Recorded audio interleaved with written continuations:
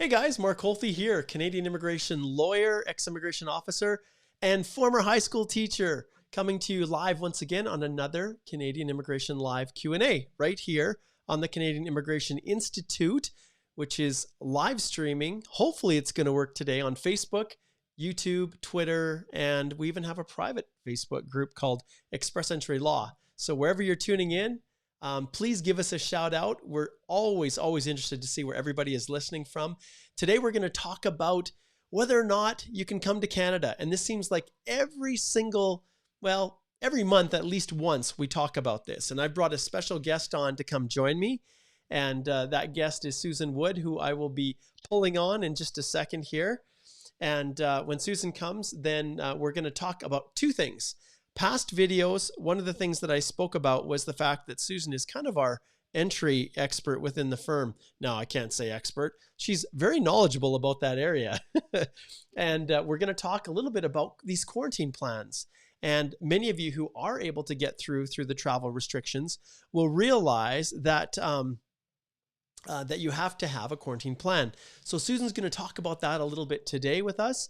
And then, as always, we're going to get to answering your questions. And the sky is the limit. So we will answer questions about entry, and we'll point you to the government websites where the most up-to-date information is.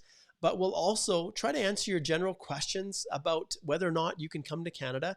But also, it's always open. So any question that you have related to Canadian immigration, we love to hear from you. So right now, what we want you to do is to go ahead and post your name and where you are tuning in from. And a big shout out to those of you out there who are all the way across the ocean in a completely different time zone.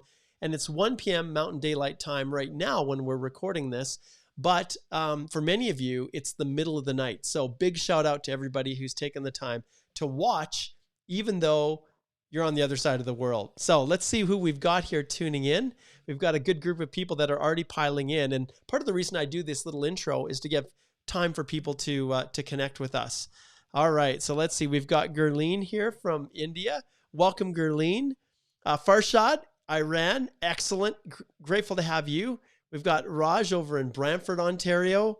Amin says, no rest for the wicked. That is true. There is absolutely no rest for the wicked. Elena, hello. Great to have you connecting in. We've got Harpreet over in BC. We've got a Facebook user from Pakistan. And most of you Facebook users where your names aren't actually being posted, it's because you're listening in the Express Entry Law private Facebook group. And there's some restrictions that Facebook has. So if you want your actual name to be visible and for me to address you directly, then slide over to the Canadian Immigration Institute Facebook page or go watch it on YouTube, the Canadian Immigration Institute YouTube channel. And so it looks like we've got people tuning in from everywhere. Sabia is Islamabad. We've got Kareem is over in Karachi. Elena's confirming she's from the Ukraine. There you go, Igor. Another fellow Ukrainian. Awesome. And then Starbucks Girl, who I don't really know what her name is, but she's a faithful follower from Toronto. Great to have you. Rochelle over in the Philippines. We've got Jonathan also over in Toronto. Let's see. Habib is in Bangladesh. Let's see who else we have. Frida's over in Toronto as well. Let's see if we can get her on while I clear my throat. Let's see. Liliana, it's good to have you as well, tuning in from Germany. Great to have you. I know how late it is over there. Audrey's over in Monterey. Monterey is one of the few places that I've actually been to in Mexico. So back in 2003, 2004, I worked with a company who specialized in bringing in lower skill Mexican workers to work in our overheated market in Calgary. And it's quite amazing. Yeah, so I spent some time in Monterey and Saltillo, and that company, I think, brought in over 1,000 workers that year. Things are all different now. There's no doubt about it, but it's absolutely amazing just to think about how the world has changed. All right, we got Mark, great name from Ghana. Excellent to have you. And then those of you who are starting to post questions, hold off on your questions now, and then we'll get to you in just a little bit. All right, let's see. We'll give a few more shouts out. Hossein is over in Edmonton, where the Western Conference is playing for the NHL. Susan, who my guest is, she's an avid Edmonton Oiler fan. I still like her. So when she comes on now, her audio isn't on right now, so I can say whatever I want till I bring her in. But she's up in Edmonton, and that's where the Western Conference is being played for the NHL playoffs. So that's really cool. Alan's over in Turkey. We've got Noenus, who's in Nigeria. Momina's Pakistan. We've got a Facebook users in the US, which, you know what? There's a ton of our clients that are looking to come to Canada from the US. This is hilarious. Laxman makes me laugh. He says, short beard and glasses. You know what? I can't grow a beard, so this is actually my long beard, my friend. Okay, we got another Facebook user from Pakistan. We've got a great group. We've got Texas representation. I'm just going to zip through this. We've got Yunu from Manchester. Excellent. Great to have you joining us. Cesar from Brazil. Muito bom velo, amigo meu. I always love Portuguese and Brazilians who join us. Arwa's over in Waterloo and Iran, and we just got a great group of people. Mark, like we did, we give him a shout out. Oh, I got to give Vikram a shout out from Morocco with the flowers. Awesome. Very cool. Okay. All right. So I think I'm going to stop giving shout outs now, because now it's time to bring on our special guest, Susan Wood. So let's bring her in. There we go, Susan. How are you? Fine, thanks. How are you? Can you hear me? Yeah. I think Great. everybody's giving us thumbs up. Igor's given me the confirmation that audio was just fine. So super happy that you could join me, Susan. Now, for those of you telling my husband I need to buy an Oilers hat so that I can wear it on these things and boost my city. Here, I'll show you something. I got to show you guys something here.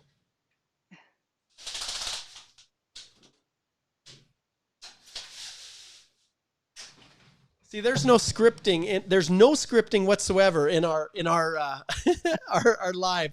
So now I'll show you guys what I've got in my window. This is in the window of my home. I got my home office that opens out onto the street where my house is. This is what I have.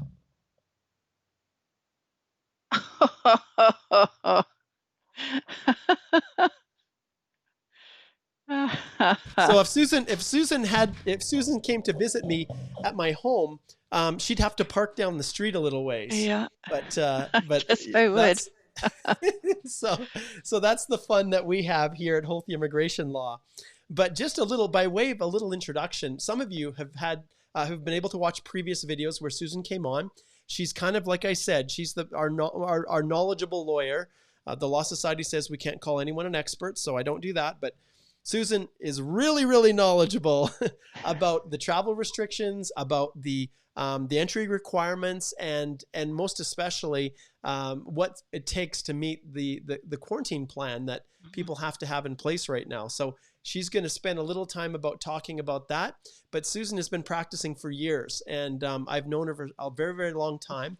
And when I decided to go back out and open my own firm, it was a no-brainer to bring Susan and ask her to join me. And so those of you who have any questions, whether it's spousals or express entry or whatever it is, Susan, I bring people on. The secret to my success is bringing on people that are smarter than myself.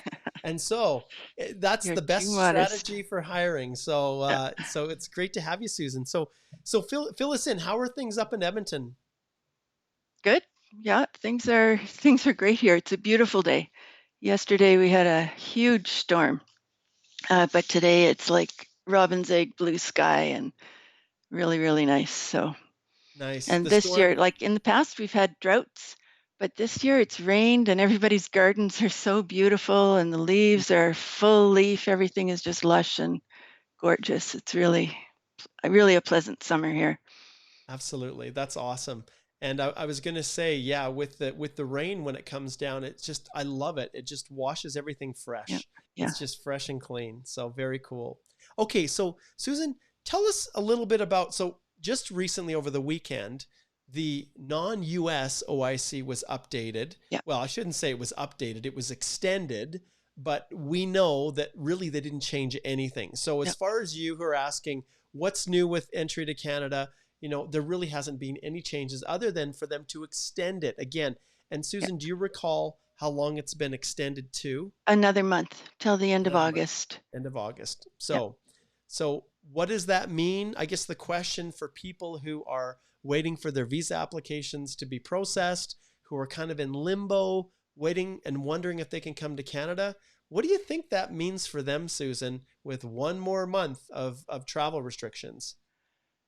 It means they're going to wait if they don't fit the travel restrictions. Although everybody needs to know that they're processing applications whether or not you're eligible for the travel restrictions. Mm-hmm. And that's an important progressive thing that the immigration department has done, because for a little while there, they suspended processing, and they weren't accepting, or well, they were accepting them, but they just weren't doing anything with Yeah, applications for temporary residents that didn't fit the travel restrictions. And now, if they have the processing capacity, they are starting to process those.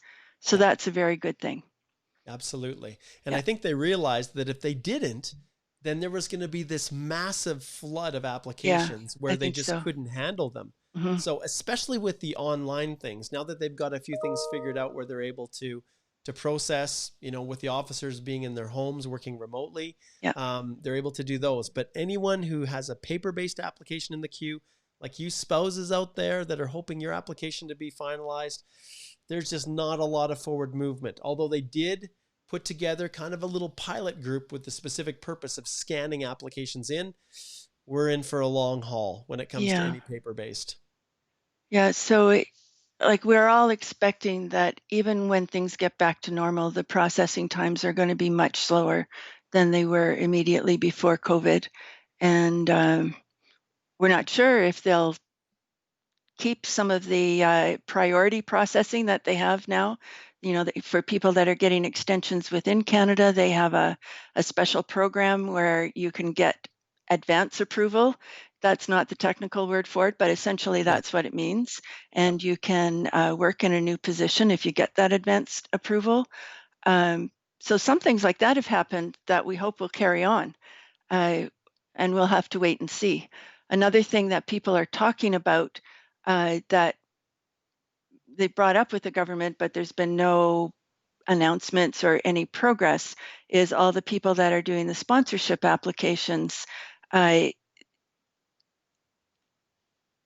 those are going to take so much longer now that there's a movement to press the government to allow people who have no inadmissibility to come into Canada as temporary residents while they're waiting for their sponsorship application to be processed.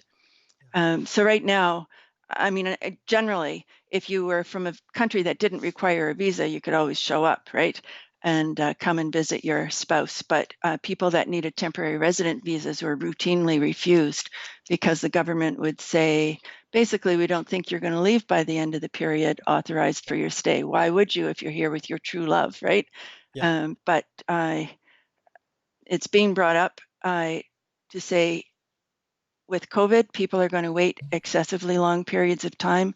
It's going to be an unnecessary hardship for families, and they're trying to convince them to open that up. So that's something to just watch for. We don't know what's going to happen. Yeah, that's all valid points. One thing I want to just mention to those of you who are watching live, I know a lot of people have been posting a lot of questions, so just hold off for a little bit. We're going to have Susan explain a little bit about what these quarantine plans need to look like. And then after she goes through the quarantine plan discussion, then we're going to open it up for you to ask your questions. So just hold off a little bit, and then we'll give you the green light, and then you can post them. All right. So, Susan, yeah, talk a little bit about this. Okay. So, one thing we know is that when people are coming to Canada, it's one thing to be able to board the plane. It's another thing to get past the Canada Border Service Agency and Yeah. be admitted. But one of the critical components is being able to show that you have a quarantine plan in place. So, Yes. can you share a little bit of light on that with us? So there's mandatory isolation. That's the official word, quarantine for people that don't have symptoms. We're not talking about people that have COVID symptoms. We're talking about people that are asymptomatic, no symptoms, but they're coming into Canada, and they're allowed for various reasons. Mhm. So you get here, and you have to be able to show that you're going to be able to quarantine for 14 days unless you meet a quarantine exemption. Now, it's interesting because I read in the news over the weekend that 80% of the people that come to Canada don't have to quarantine. Isn't that wild? But that would be the truckers coming back and forth every day. Probably that's the bulk of it. Another would be the essential workers that are traveling back and forth across the border in the cities in health services. So that's probably a very big number. I'm just guessing. But people that don't fit those special rules do have to quarantine. The important thing that you have to know is that there's two levels of quarantine rules in Canada. One is the Canadian government rules, which apply all across Canada. The default rule is that you have to quarantine for 14 days unless you meet specified exemptions. And most individuals don't. I'll go out on a limb here and say that's fair to say. There's only certain types of workers or certain other exempted people that don't have to, but probably most people listening to the podcast today do have to meet a quarantine restriction. And it doesn't mean it applies to everybody. If you're a Canadian citizen coming back from somewhere, you're still expected to quarantine. If you're an American traveling in good faith to Alaska, well, technically you don't have to quarantine for 14 days, but there's very narrow restrictions on where Yeah. you're allowed to go and what you're allowed to do. And it's the idea is they're supposed to respect the intent of the quarantine plan while they're traveling through Canada. And I'll just step in there too, Susan, because I think it was last week I also posted a link to the government website where they have special requirements Hmm. for people that are transiting through to Alaska. And the Yeah. reality was there were people that were abusing it. Oh, So yeah. now they've really tightened it down. They can Yeah. only come through certain ports of entry, Hmm. and they have to make sure that they are tracking their record, their entry and exit is very carefully tracked. Yes. And if you're not getting through and leaving Canada when you're supposed to, then you can run into some fines, and there's a bunch of other Yeah. consequences for that. But it's just to make sure people are respecting it and not abusing that exemption. Hmm. So if you are subject to the quarantine requirements, as I said, there's the Canadian one and the provincial one. So you have to make sure that you know what's happening uh, where you're going. If you're coming into Alberta, Alberta has particular rules. If you're coming into Ontario or BC, they have different rules. And the provincial rules take precedence over the federal rules. If they're more strict, you have to follow them. If they give you an exemption, you're free to go. Uh, Mhm. so long as it's done in an official channel and not just some Albertan like Mark Holthe saying, no, you don't have to. Uh, What? You're saying that I don't have full control? I thought no, I had all the no, we power. don't. The Prime No, Minister no. hasn't asked me my opinion on any of Oh these my rules. So, goodness. Well, I'm gonna have to call him up and just ask him what's going on because I thought I had full authority to wave people through.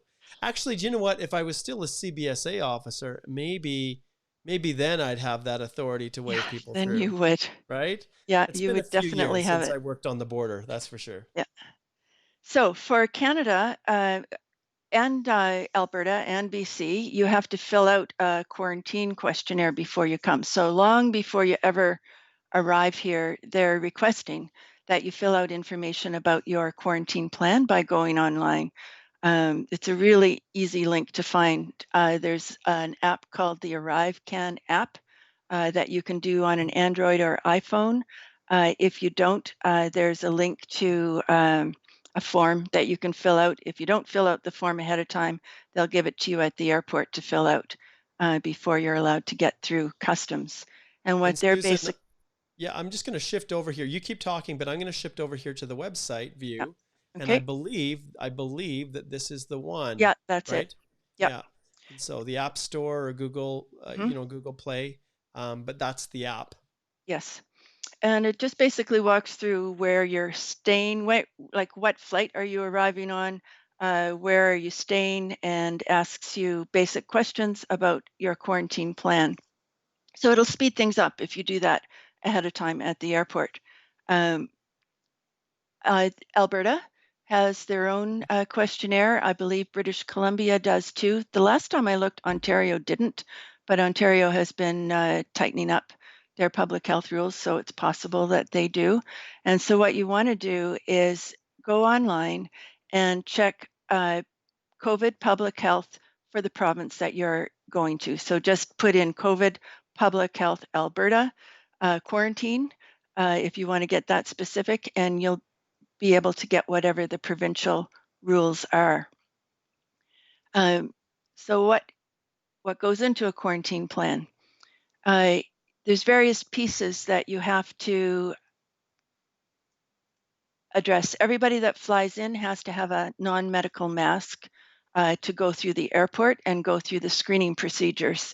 I imagine that that all airlines require non-medical masks, but I don't actually know that for a fact. If no matter where you're coming from, you have to have a mask even on the plane. That would depend on what country you're leaving from and what the airline's policies are.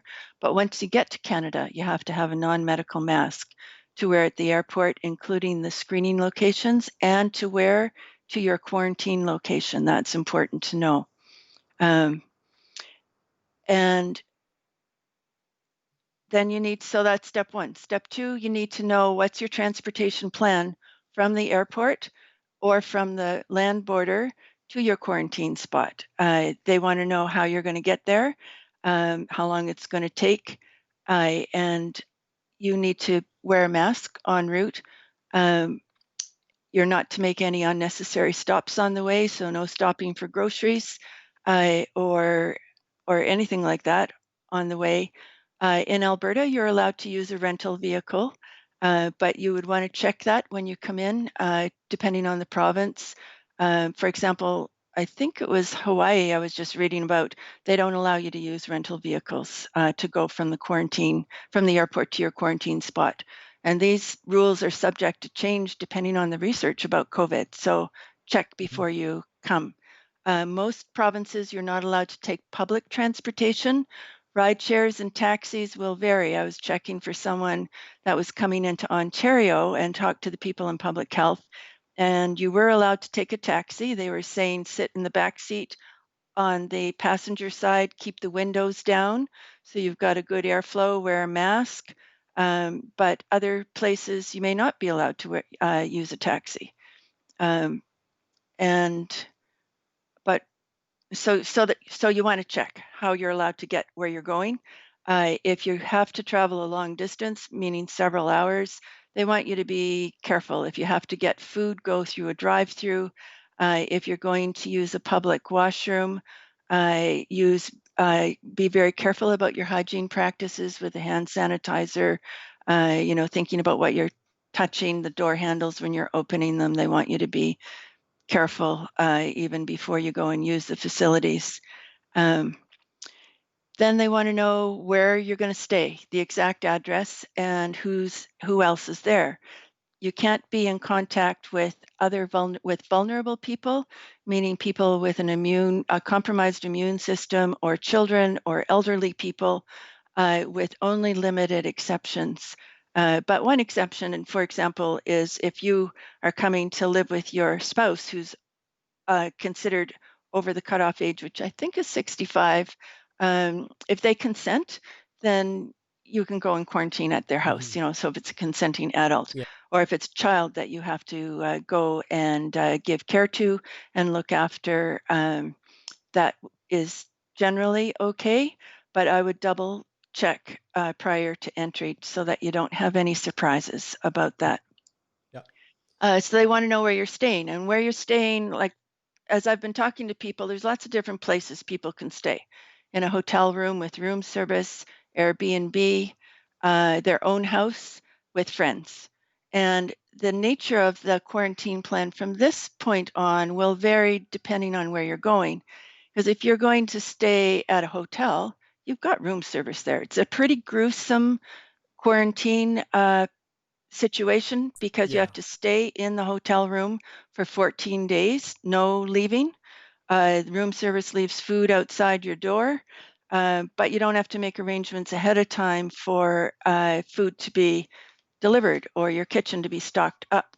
But if you're going into an Airbnb um, and it's just you have to think about how you're going to get food there. Of course, you can order it, but if you're ordering food, I mean, apart from pizza or some kind of takeout food, you're not going to get it that day.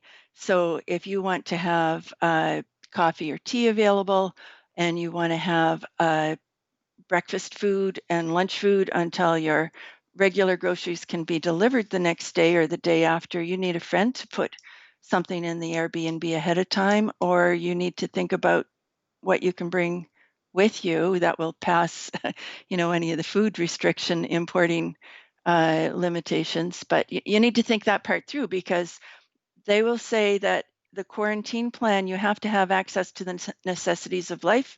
Food is obviously a necessity of life. Yeah, And it's so if kind you're of going important. somewhere where Hmm. you're not going to have access to food in the first day or two because you're not allowed to stop and shop for groceries on the way, then they could say your quarantine plan is not good enough. And if it gets to the point where they say your quarantine plan is not good enough, they'll put you in a quarantine facility until you can make proper arrangements. And you don't really want to have that happen. It's not that it's going to be so horrible, but it's really not convenient. It's a lot better for you to be able to control where you're going and how you're going to feed yourself and what you're going to do, because then you can just get on with it and don't have the uncertainty. Yes. And I think that's mainly it. So access to the necessities of life, food, cleaning supplies, if you're in your own home or an Airbnb, medication is another one. A lot of pharmacies do deliver medication, but you want to make sure that you have your medication needed for the first couple of days. If you need childcare or pet care, pet Yep. food, you need to make sure that you've got those things, because if you're coming through the airport and you've just picked up your dog, and they say, well, how are you going to feed your dog? You can't say, I'm going to stop at the pet store on the way home. Um, and of course, you have to have access to medical assistance or treatment, but everybody actually does, because you can call the health services for the province. I believe most Hmm. provinces have a dedicated health information line. And so you'll always be able to access that. If you suddenly get sick, even if you don't have health insurance, no one's going to turn you away if you have a life threatening illness. You might end up with a bill, which I would say you should really get health insurance Yeah. to come in, but no one is going to prevent you from getting life-saving medical treatment. Um, so don't hesitate to call. Like, you can call those lines for free. In Alberta, it's 811. It probably varies from province to province, and you can talk to a nurse at no charge to get instructions on what to do. And of course, you're allowed to leave quarantine if you do need medical treatment. Um, And so that's pretty much it in a nutshell. If you're going to be staying with family and friends, the BC provincial government has a really good uh, online publication with detailed suggestions of what to do um, if you're staying with friends. Uh, and what they have to do, which is basically try and stay in your own room if possible, have your own bathroom, don't share food, and keep the windows open. Try and stay separate from the other people during your quarantine period. Um,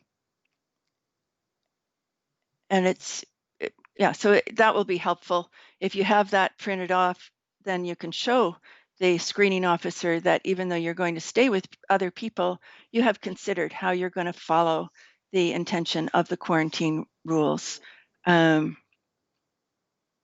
And I'm sharing here, Susan, just with our listeners, yep. just one link, and this is probably not the exact one that you were If you indicating, scroll down, but yeah, it has, if you're in contacts, self-isolation, yeah, do's and do's don'ts, and there's an don'ts. information sheet, and a lot of the provinces have these. They all So do. Yeah. yeah, In they Ontario, all it do. seems to be more local provincial health rather than an Mhm. Ontario-wide one. Yeah. Um, but yeah, it's very helpful. Now, when you're quarantining, you're allowed to be on your own property. So if you're lucky enough to be going to a house with a yard, so long as you stay in your yard and so long as other people do not have access to your yard, you're allowed out there. So you can go and sit in the sunshine. If you have a balcony that's not directly connected to a neighboring balcony, you're allowed there. And you would check the provincial rules because some of them talk about being 2 meters away. So I don't know if that means that if you can sit like on the other side of your balcony, if you're allowed outdoors for some fresh air, you'd have to Mm, check. Different places have rules about using elevators and common hallways in apartment buildings. So those details you'll want to check when you're coming in because as I said earlier, the rules may change. But and those are the general provisions for a right. quarantine plan. So Susan, the natural place to conclude this is, so what if someone doesn't follow the rules, their own quarantine plan? What if they decide to just recklessly go ahead and feel like, I'm going to the grocery store, they're not going to stop me? What kind of things are at the disposal in terms of penalties for If this? you get caught, you can be fined. Uh, if you're not in a quarantine place, I'm actually not sure if they can, if you've declared one and then aren't using it, if they can say you don't have a suitable one, if they can force you to go into the publicly provided quarantine facility. I'd have to check that, but certainly Yeah. fines. And I've had people tell Yeah. me they got calls. Yep. They came in, they get telephone calls Hmm. to see if they're following quarantine. And I had somebody come into Alberta and they wanted him to download an app so that they could track where he was going during the quarantine period. So, like, the officials are taking this Yeah. extremely seriously. Yeah. And you really do need to respect it because Canadians are worked up about it as well. And if they see people that are not following the rules, then they can, like, there's complaint Yes. lines that you can call and Yep. complain. And I think that's how a lot of the new rules for people traveling to Alaska came in because Exactly. people in local people were seeing license plates from the States in Canmore, Banff, and could see that they're obviously um, people that are from outside Canada who are not self-isolating. And of course, Yep. everybody immediately jumped to the conclusion that Yes. they had just arrived. But Yes. a lot of them, some of them had just arrived, Yeah. and Yeah. were taking it very lightly Yeah. and didn't really understand how seriously it's viewed here because it's a different environment in the states, and there are some states that require quarantine, but most don't. Yeah. And it's recommended that you stay home for 14 days, but you don't have to. It's a very different environment, and so depending on what country you're coming from and the levels of infection, what uh, you can't rely on what happens at home with Yeah. what will happen here. Absolutely. That's great. Thank you so much, Susan. And for those of you who are in a position now where you are meeting one of the travel exemptions and you are able to travel to Canada, like Susan indicated, this isn't something to be taken lightly. And it's also quite challenging when you don't have someone on the ground who's there to assist you. If you don't have a friend or a family member, it can be really daunting sometimes to know exactly what you need to do. And having worked on the border as a border officer, I can tell you that they can be jerks. Like, Yeah. they can be mean, and even the folks there that are determining whether or not your quarantine plans are acceptable or not. You just don't know what you're getting. And so one of the things as a firm that we're doing for people is we are helping them to vet those Mhm. plans. And so I would encourage you, if you are one of those individuals who's wondering if what you have is enough, that you just reach out to our firm, and you can easily go right to our firm website, click the Start Here button, and you can book a consult. And really, Susan is excellent at these types of things. You can book a consult with her, and she can set you right on the right path and basically put you at ease. Because understand that the worst thing in the world, can you imagine it, is if you're exempt, you're finally able to travel, but then your travel, your quarantine plan is just rejected. So take it serious. Not only could it get rejected, but if you come and then you choose not to follow it, she's right about the consequences. And and we didn't really identify the penalty amounts, but we're talking thousands of dollars here, let Mm-hmm. alone what they would do otherwise. But Canada, and I think most Canadians and permanent residents who live in Canada, and those of you who are here temporarily, understand how our country is benefiting now because we've been careful, Mm-hmm. because we've made those sacrifices. And after we've been sitting in our homes for months on end, not going out, not doing the same things that we used to do, to then have someone come in who just kind of flaunts it, and then next thing we know, we have a second or third wave. Boy, us patient, kind Canadians are not going to be too happy with you. Oh, So sorry. that's okay, Susan. And Sorry about so that. that's fine. So just remember, we're here to help. We're here to support you in any way. And so, Susan, why don't we go to a few questions here from our listeners now? So we'll transition, and either Susan or I are available here to answer these questions for you. I'll pull them up on the screen, and why don't we start with Anshi here, and I'll just move this over so it's visible to all. So the question is, are Outland applications being processed? And I think you answered this one at the beginning Yeah. of the, but maybe you can just restate it for Anshi. Yes, they are. We don't know how fast, but they are being Yeah, processed, both for permanent residence applications and for temporary residence applications, whether or not you fit the travel restrictions. yeah. Yeah. And what we're seeing now is that they are starting to process them, but whether or not they actually finalize them and approve them is really going to be determinative of really these travel restrictions. So we know that we've got at least another month for non-US people. That order in council has been extended till the end of August. So understand that they are processing the applications, but we've got a ton of clients that they haven't been finalized yet because they're not going to issue a visa if you can't actually use it in travel. So a Mm-hmm. lot of them are being processed, but not yet finalized. So hopefully once the travel restrictions open up, then there'll be a whole lot of people that are going to be obtaining the request for their passport. Okay. All right. Here's a good one, which Rajpreet asks, what do you think about when Canada will lift the travel restrictions?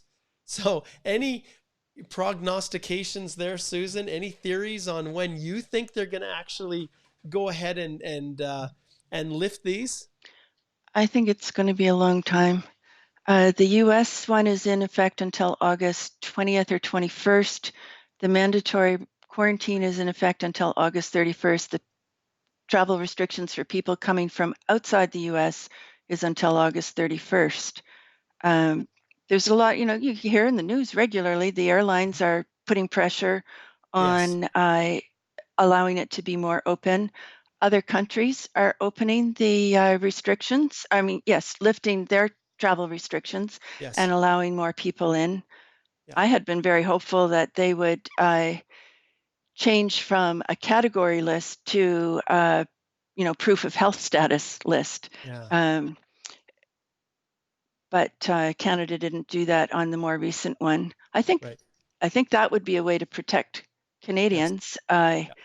and to say if you can have a negative COVID test, maybe combined with a certain amount of quarantine to account for the false negatives, but just let people in, because that's what we really care about the most. Is we don't want sick people spreading infection in Canada. Yes. That's really the key Yeah. factor, not whether or not you have a work permit already or have a student permit already, or are a technician coming in to service certain types of equipment like that.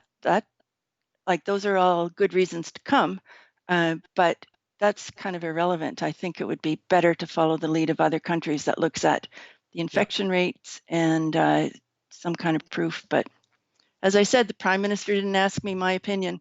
No, he didn't. No, he didn't. Yeah. That's for sure. Okay, the next question we have is from a Facebook user, and they say, when are they opening up the draws to people living outside the country? And maybe I can take that one, Yes. Susan. Yep. We know that they have already once issued an open round of invitations. And tomorrow's Wednesday, we had an FSW or an open draw, and then we had a Canadian Experience class draw. And so there's a good possibility that even tomorrow, in fact, this morning at 7 a.m., I met with a client just to make sure that the profile was just perfect in case there is an open draw tomorrow. So we'll see what happens. No one really knows, but it wouldn't surprise me if they started alternating CEC with FSW, or open, I guess is what we're calling it. So um, yes, and it's interesting. I'm just following a lot of the comments, and I'm not posting them here because it's very polarizing. This restrictions that Canada have placed on people coming in, and yes, lots of countries have opened things up more, but Canada no. And lots of people are getting a little bit frustrated, and there is, one person did make a comment that it's somewhat political, and I'll be honest with you, it is. And actually, let me see if I wasn't going to post this. This right here.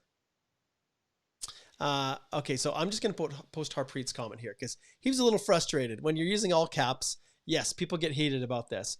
So he's basically responding, and he says, I understand your frustration, but it's not politics. It's serious.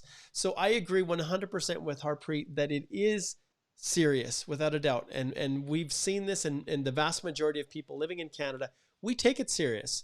We look south of the border. We look at a country that has not taken it as serious as they could. And now you can see the consequences of it. So for sure, it is serious. But in that same note, I'll also identify with Harpreet that there is actually a political element to this. The U.S. is it is our largest trading partner. We rely on them heavily for our food supply chain and a bunch of other things. And so from a political standpoint, we can't just say we're going to open it up to any country that has a very, very low, very, very low rate of infections and that are doing a great job at managing it, opening up to them and not at the same time opening it up to the US. So this is what our people are, this is what the decision makers are struggling with right now, is the reality that, they have to understand that whatever they do to other countries it has political ramifications with the US. So yes, there is a political element, but it's not all politics why they're not letting people in. So I'll leave it at that. We won't get into any more specifics along those lines, but understand that it's complex. It's super complex. Okay, let's see what we have here. And while you're looking, I'll just say, like when I said that I think it should be more of a health-based decision, it's not that I don't think all the people on the travel exemption list, they all have good reasons to be allowed in. It's just that you can have asymptomatic people. They don't even know that they have COVID. And so if you just had a more objective test, then it would be wider. You wouldn't have to worry about, did you live common law long enough to fit the immediate family member distinction? It would be, are you sick or not? Are you going to be spreading germs or not? That's what I was really trying to get at, really more than a political decision. No, I understand completely. So what I'm going to do, so you can see here, Susan, what I've posted. Burke here has basically reaffirmed exactly what you had said about the airlines and really trying to put pressure on, in this case, the Prime Minister. So July 15th, that was the open letter that came out. Okay. Here we're going to shift gears and just drift off into something that's just a little bit different. And this question is from a Facebook user, and they're experiencing confusion about these translations when they're submitting documents, and I presume through express entry. And so could you confirm, is the question for me, if a translated document with an affidavit means exactly the same with a sworn translated document? So what we know when it comes to the whole translation world, what I'm going to do is I'm actually going to I'm going to share the website screen here, and you'll see you go to the completeness check website, which applications for permanent residence programs subject to the express entry completeness check, and right at the beginning it gives the specific requirements for what you must have when you're translating documents, and you must take this serious. I've done special episodes just on this alone, but the key is you need three things. You need to have your English or French translation, obviously, from whatever language it's being translated from. You need an affidavit from the person who completed the translation. So the affidavit is a sworn statement. So they're universal. It means the same. And I'm actually just going to close out the comment here so people can see the English or French translation and the affidavit.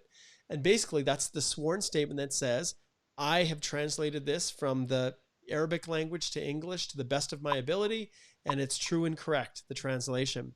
And then you'll see here it says a certified photocopy of the original document is the third thing. And that's something that's often missed. And a certified photocopy it's kind of goofy when you think about it, because usually that concept exists when you're looking at a paper application.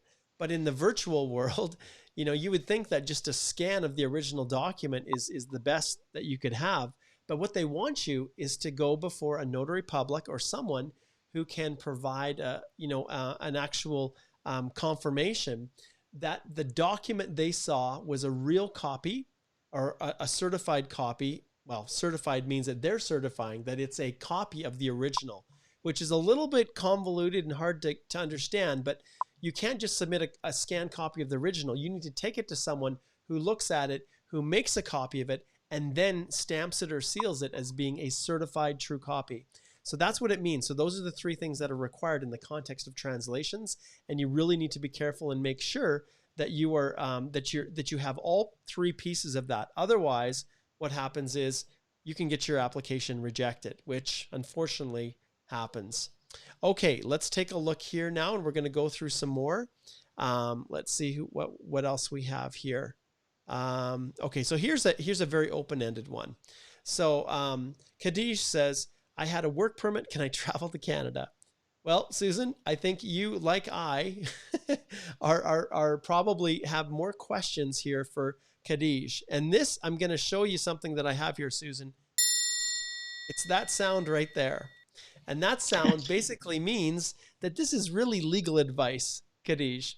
And the reason we can't answer your question is because we need a whole lot more information before we're going to be able to give you advice as to whether or not you can actually board a plane. Now, generally speaking, when we're talking about the ability for someone who has a work permit, you've indicated I had a work permit, so I'm assuming maybe you still do, but there are ability to travel if you can show that you are coming for an essential purpose, and that with a work permit, if it's valid, and you're going to abide by the quarantine restrictions. And so generally speaking, when you have a work permit, yes, if you're traveling for a non-optional, non-discretionary purpose, and I'm assuming, Khadij, you're outside of the US, and so that's how we answer it. But really, Khadij, I recommend that you consider booking a consultation through the website. And I'm just going to flip back here once again for those who are watching. All you have to do is go to the holthylaw.com site, click on the Start Here button, and then it will take you to where you can book a consult with us.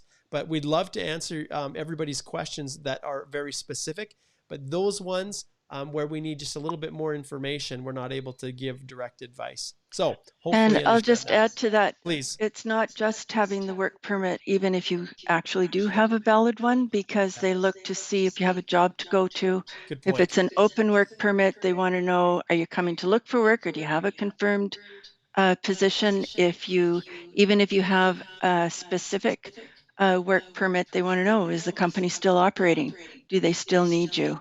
There's extensive questions like that are part of the screening. So even if you're allowed on the plane, you might get surprised when you get here if you haven't gotten advice on that. Exactly. I'm going to pull up a question, Susan, from Justin here. And it's not really a question, it's more a statement. And this is something we're seeing all the time with our clients. So IELTS, it's going to expire. He's going to lose points because of age. And he's been waiting for an FSW draw. So I'm hoping, and I'm crossing my fingers, Justin, that tomorrow there's going to be another open one. And when we talk about the minimum scores, my guess is that it's going to be closer to the 475, maybe 474 range. That's my guess. I don't know for certain, but it's still going to be pretty high because there's a lot of candidates who are in the pool that are wanting to come to Canada. In fact, it could be a little bit higher. The last one, I think, was 478, if I'm not correct. And so it's possible it could come down a little bit, but we'll just have to see. So hopefully that will work out for you. Okay. All right, let's see here. Starbucks actually says you can pre-order meal plans to be sent to your Airbnb. Yes, you can. That's a good tip. Thank you. Okay, let's see here what we've got. Let's see what we have here. I'm just trying to scroll through. Okay, let's see what Nara here says. Please elaborate about the employment point for expired COPR, what exactly IRCC is expecting. So I think when you have an expired COPR, I think what Nura is asking, if you have an expired COPR, in some instances you can travel, but you have to fit within the requirements. And right now, Susan, I believe the US is one of the locations where people can travel from with an expired COPR if they fit within specific requirements. And that was one of the announcements that we had. But you have to be able to demonstrate that you have, and once again, we talk about the need for your travel right now, and the ability that you have to support yourself. And that one of the things that they look at is, do you actually have employment arranged? Or do you have prospects to help support yourself? Because they don't want to have people come to Canada and then have all their savings depleted while they're trying to find a job. And so, yes, that is an element of the questions that they're asking. It's not, a full stop if you don't have a job lined up, but it is a factor when the officers are giving you permission to travel on an expired COPR. But this whole area, Nura, is it's still new, and we don't have a lot of feedback. IRCC hasn't provided a lot of details about it. Maybe in the call that I have, I think it's tomorrow that I have with IRCC as well, maybe this is something that we'll be able to expand and elaborate on. So, all right. So that was a good question, Nura. Okay, let's see here. Gerline, actually, I jumped the gun here. Says, what's your predictions for tomorrow? Okay. All right, let's see here. Oh, we got lots of people posting a lot of different things.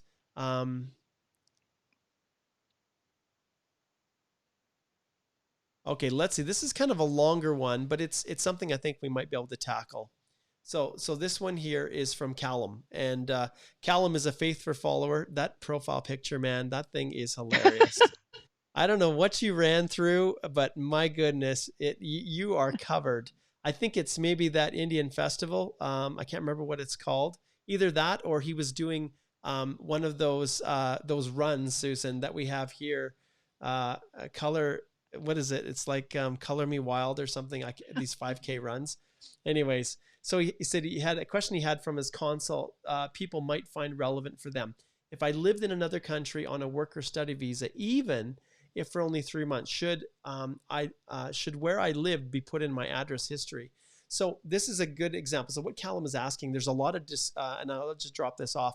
What he's getting at here is, what do you put for your address and what do you put as travel? And what I explained to Callum in the consult that I had with him is that if you're actually working somewhere or studying, even if it's for 3 months, I personally put that location as my address. I don't put it as travel or like visiting. Well, really, because it's not a visit. I actually changed my address to that location. So that's how I address that particular component. So Callum says, love your work. I love your profile picture, man. That is awesome. Okay, let's see here. Okay, here's a good question. And I'm actually running out of time here very quickly. We're going to have to end here shortly because I have some consults at 2:00. But Harpreet says, if the confirmation of permanent residence is expired, what do you do? And one thing I've told people repeatedly is that you notify IRCC before your confirmation of permanent residence expires, before your permanent resident visa expires. And there's a mechanism in place for you to notify them that you're unable, or because of the coronavirus, and you have to provide an explanation that that is the reason that you can't travel. Then they will hold and keep your COPR and your actual passport, your permanent resident visa. They will keep it live. They won't cancel it. Well, they're not going to cancel it, but they'll make sure that your opportunity to come to Canada is still there. Then when you're ready to travel and able, then you notify them. That's really what comes down to it. So in your situation here, I hope that you notified them, Harpreet. If you didn't, then take steps immediately to do that, and see if you can possibly save it and explain you just didn't understand. And Mark, if you just want to pop in permanent residence COVID-19 program delivery, Yep. If we can show him that page, there's a lot of instructions there about different situations. Yeah. And while you're pulling that up, I'll just mention that under the quarantine plan for the permanent residents coming in, they want to see proof of funds. Yeah. So That you that's can an support. additional overlay Yeah. for people coming in that situation. Exactly. So what I'm showing here, Susan, and our time is just about up. Okay. The novel coronavirus program delivery instructions. This Mhm. is the granddaddy. Yeah. So those of you who are wondering how it's impacting on processing everything, this is where you go. And on this page here, you'll see that they have a bunch of information about all different kinds of entry. So general processing measures, citizenship, temporary residence, permanent residence. And so right here, Mhm. within permanent residence, you then have the ability to search through and find the specific situation that applies to you. So they talk about a lot here. You can see here application intake, what they're processing, what they're not. They have other information here as I scroll down, what you do when you have an expired COPR and PR visa. So this is where the instructions are. And so this is where we recommend that you go, and you can see that they're divided up. These are Mhm. divided up into groups depending upon where you live and what the new rules are. So this change happened relatively recently, and so we'd encourage you to go check that out. And yeah, and you can see this was last updated just a few, July 29th is when Yeah. they made this last update. So go here and check this site out, and here you have access to up-to-date information on how COVID-19 is impacting government programs when it comes to immigration. So Susan, thank you so much for Thank you. joining me Yeah. today. We're gonna bounce off, but thank you everybody for listening. As always, remember that this episode of the Canadian Immigration Institute's live Q&A is always sponsored by the Canadian Immigration Institute's Express Entry Complete Step-by-Step Guide. And you can access that by going to the Canadian Immigration Institute, click on CR Courses. And I have done something that I haven't done in 4 years since I've created this course, and that is making the first 2 modules completely free. So you can go in here, you can click on free, you can see what they're about. And those of you who choose today, and those of you who are watching this live Q&A, you can go in here and you can see the regular price for full access to this very detailed course that goes through all aspects of Express Entry, including showing you the EAPR and how you fill it out. It explains all of that. All you have to do here is type in code EEDIY 50. So EEDIY 50, click apply, and you'll get 50% off your Good one-time deal. access to the Express Entry step-by-step course. All right. So thanks once again, everybody, for tuning in. It was great having Susan join us. So thank you, Susan. And we'll say goodbye for now. And we hope that you guys are all staying safe and well. And we'll see you again on Thursday right here on whatever social media platform you're watching it, Twitter, the Canadian Immigration Institute's YouTube channel, or Facebook. We're here for you. All right, guys, take care, and we'll see you in a couple days.